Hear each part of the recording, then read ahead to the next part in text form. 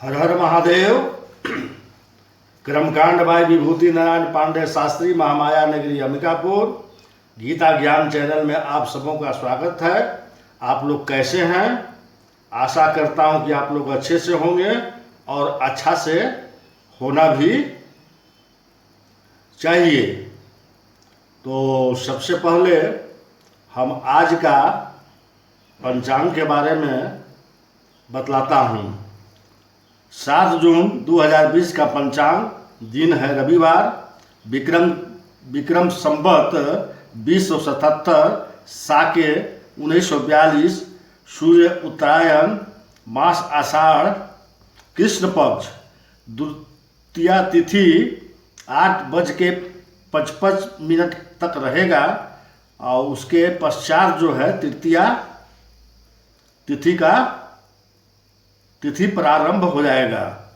मूल नक्षत्र 2:11 PM तक, सूर्योदय 5:07 AM, सूर्यास्त 6:45 PM। सूर्य वृषभ राशि में रहेंगे और चंद्र धनु में रहेंगे। अभिजीत मुहूर्त 10:30 PM से 12:24 PM तक। सर्वार्थ सिद्धि योग 5:07 से 12:11 PM तक रहेगा। तो दोस्तों, आज मैं आप लोगों के समक्ष जो है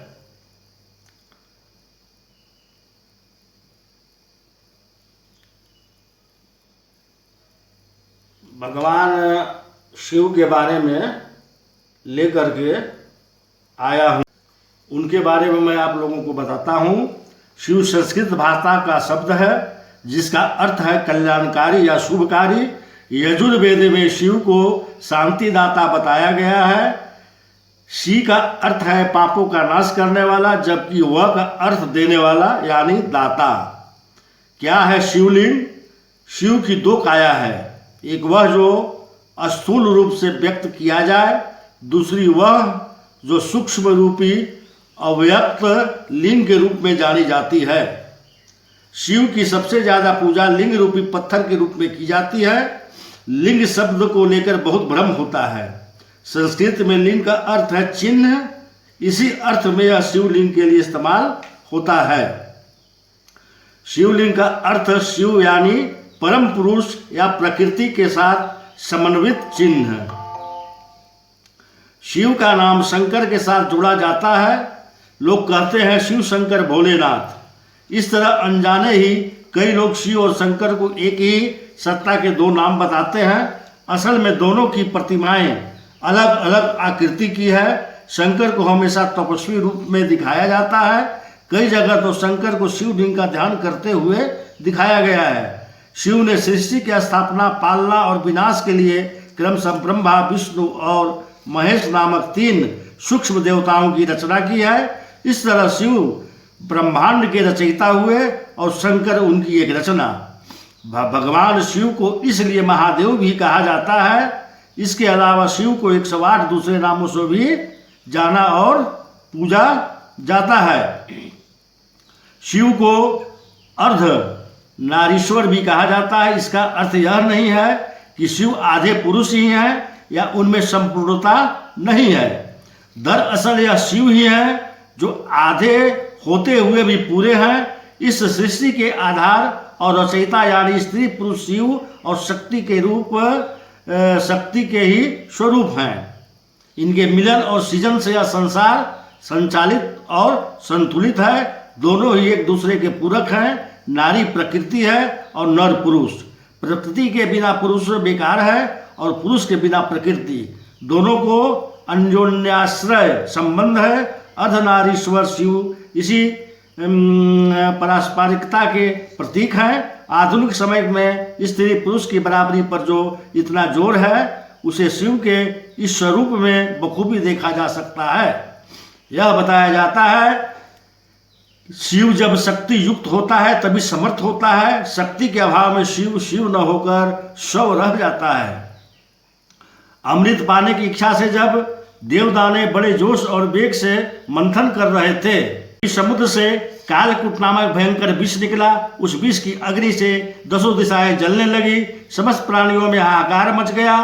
देवताओं और दैत्यों सहित ऋषि मुनि, मनुष्य, गंधर्व और यक्ष आदि उस विष की गर्मी से जलने लगे। देवताओं की प्रार्थना पर भगवान शिव विषपान के लिए तैयार हो गए। उन्होंने भयंकर विष को हथेलियों में भरा और भगवान विष्णु का स्मरण कर उसे पी गए। भगवान विष्णु अपने भक्तों के संकट हर लेते हैं। उन्होंने उस विष को शिव जी के कंठ में ही रोककर उसका प्रभाव खत्म कर दिया। विष के कारण भगवान शिव का नाम नीलकंठ पड़ गया और वे संसार में नीलकंठ के नाम से भी प्रसिद्ध हुए। शिव पुराण में एक शिकारी की कथा है। एक बार उसे जंगल में देर हो गई, तब उसने एक बेल वृक्ष पर रात बिताने का निश्चय किया। जगह रहने के लिए उसने एक तरकीब सोची। वह सारी रात एक एक पत्ता तोड़कर नीचे फेंकता रहा। कथा अनुसार बेल के पत्ते शिव को बहुत प्रिय हैं। बेल वृक्ष के ठीक नीचे एक शिवलिंग था। शिवलिंग पर प्रिय पत्तों का अर्पण होते देख शिव प्रसन्न हो उठे, जबकि शिकारी को अपने शुभ काम का एहसास न था। उन्होंने शिकारी को दर्शन देकर उनकी मनोकामना पूरी होने का वरदान दिया। कथा से यह साफ है कि शिव कितनी आसानी से प्रसन्न हो जाते हैं। शिव महिमा की ऐसी कथाओं और बखानों से पुराण भरे पड़े हैं। भगवान शिव का स्वरूप जितना विचित्र है उतना ही आकर्षक भी। शिव जो धारण करते हैं उनके भी बड़े व्यापक अर्थ हैं। शिव की जटाएं अंतरिक्ष का प्रतीक है। चंद्रमा मन का प्रतीक है। शिव का मन चांद की तरह भोला, निर्मल, उज्जवल और जागृत है। शिव की 3 आंखें हैं, इसलिए इन्हें त्रिलोचन भी कहते हैं।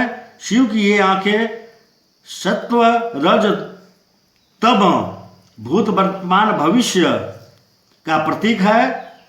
सर्प जैसा हिंसक जीव शिव के अधीन है। सर्प तमो गुणी व संहारक जीव है, जिसे शिव ने अपने वश में रखा है। शिव के हाथ में एक मारक शस्त्र है। त्रिशूल भौतिक, दैविक, आध्यात्मिक इन तीनों पापों को नष्ट करता है। शिव के एक हाथ में डमरू है, जिसे वह तांडव नृत्य करते समय बजाते हैं। डमरू का नाद ही ब्रह्मा रूप है। शिव के गले में मुंडमाला है, जो इस बात का प्रतीक है कि शिव ने मृत्यु को वश में किया हुआ है। शिव ने शरीर पर व्याघ्र चर्म यानी बाघ की खाल पहनी हुई है। व्याघ्र हिंसा और अहंकार का प्रतीक माना जाता है। इसका अर्थ है कि शिव ने हिंसा और अहंकार का दमन करने के लिए उसे अपने नीचे दबा लिया है। शिव के शरीर में भस्म लगी होती है। शिवलिंग का अभिषेक भी भस्म से किया जाता है। भस्म का लेप बताता है कि यह संसार नश्वर है। शिव का वाहन वृषभ यानी बैल है। वह हमेशा शिव के साथ रहता है। वृषभ धर्म प्रतीक है। महादेव इस 4 पैर वाले जानवर की सवारी करते हैं, जो बताता है कि धर्म, अर्थ, काम और मोक्ष उनकी कृपा से मिलते हैं। इस तरह शिव स्वरूप हमें बताता है कि उनका रूप विराट और अनंत है। महिमा अपरंपार है। उनमें ही सारी सृष्टि समाई हुई है। शिव के साधक को न तो मृत्यु का भय रहता है, न रोग, न शोक का। शिव तत्व उनके मन को भक्ति और शक्ति का सामर्थ्य देता है। शिव तत्व का ध्यान महामृत्युंजय मंत्र के जरिए किया जाता है। इस मंत्र के जाप से भगवान शिव की कृपा मिलती है। शास्त्रों में इस मंत्र का कई कष्टों का निवारण बताया जाता है।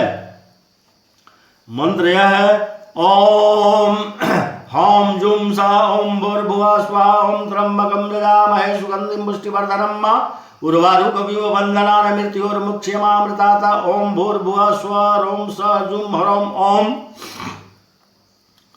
शिव के साधक को न तो हम भगवान शिव की पूजा करते हैं, जिनके 3 नेत्र हैं और हर श्वास में जब जीवन शिव का संचार करते हैं और पूरे जगत का पालन पोषण करते हैं। उनसे हमारी प्रार्थना है कि वे हमें मृत्यु के बंधनों से मुक्त कर दें, ताकि मोक्ष की प्राप्ति हो जाए। उसी तरह से जैसे एक खरबूजा अपनी बेल में पक जाने के बाद उस बेल रूपी संसार के बंधन से मुक्त हो जाता है। तो आज मैं आप लोगों को शिव कौन है इसके बारे में बतलाया। यदि यह जानकारी आप लोगों को अच्छी लगी होगी तो लाइक अवश्य करेंगे और जो व्यक्ति जो हमारे वीडियो को देख रहे हैं और सब्सक्राइब नहीं किए हैं तो कृपया वह सब्सक्राइब भी कर देंगे। नमस्कार।